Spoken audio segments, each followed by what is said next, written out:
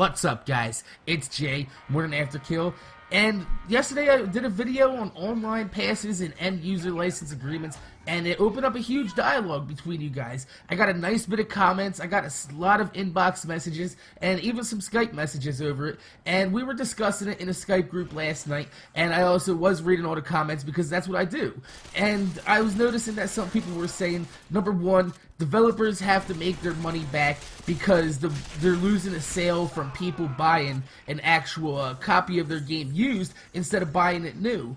And I think that's untrue because, number one, these game companies like GameStop, EB Games, all those type of video game stores, they actually have to give a percentage of the profits from their used games to the developers, so they're actually making money on top of that. Not only that, but with the online passes, now they're taking another profit margin on top of that, so they're making almost half of the money that they would on the game in general, and they're not selling anything at all. It's not coming out of their pockets. So that's basically an extra 20 bucks per game that they're making, and they didn't have to sell anything. All they had to do was sell the original game, and then later on in the future, somebody comes by and hands them a $20 bill. Bam, boom, done. That's fantastic for game developers. I'm not going to say, like, oh, game developers don't deserve to make money. No, they deserve to make money all day. But when you look at some of the manufacturers that are doing this, and number one specifically I'm going to mention is EA, because they put online passes in all of their games. Now, what's stupid about this is EA recently had a game come out. It's kind of like Skyrim. It's called Kingdoms of Amalur. Now, this game is a single-player RPG, and it comes with an online pass. What? I'm gonna say that again. This is a single-player RP motherfucking G that comes with an online pass that you have to put in to play the game. Now, what doesn't make sense to me is this game doesn't have online. Why does it have an online pass? Why does it? I don't understand why they would do that. Now, understandably, take that game aside. Maybe that was a huge oversight by EA. Somebody brain farted and shit happened. Whatever. Big deal. Now, you look at the fact that these people are buying their games used. But what do these games all have that make the developers money? And I'm going to tell you what they have. They have what's called downloadable content and microtransactions. Now, you're going to be like, say what? What the fuck's a microtransaction? Well, I'm going to tell you. Video games like Gotham City Impostors and Team Fortress 2, especially Team Fortress 2, because recently Valve has made Team Fortress 2 within the last year free to play. And everybody's like, well, how can they afford to keep the game open with a free to play system?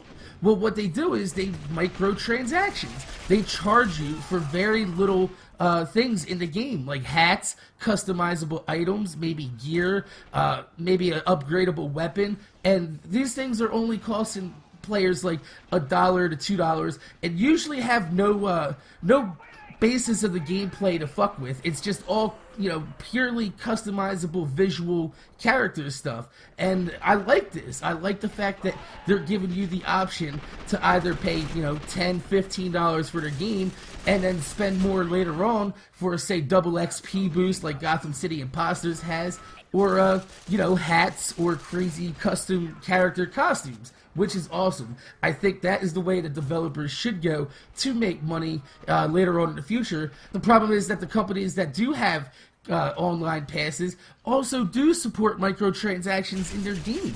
Specifically, FIFA Ultimate Team. FIFA Ultimate Team it makes almost as much money as the game. I guarantee it. People spend tons of money on this shit, and it's just fucked up. So I think that these developers are making more than enough money off their DLCs and off their microtransactions to offset the fact that we deserve to buy games used. And the only reason why I posted that video yesterday was because I think that the consumers, we need to be a little bit more responsible with what we're doing and how we're spending our money and exactly what games and developers that we want to support. So if you don't have a problem with online passes, the fact that you might be able to play the game, but if you have somebody else in your house that has a different gamer tag that wants to play the game, now they got to pay $10 on a game that you just paid $60 on top of for to play the game, then go ahead and support those developers. But I just want to say that It's basically the way business works is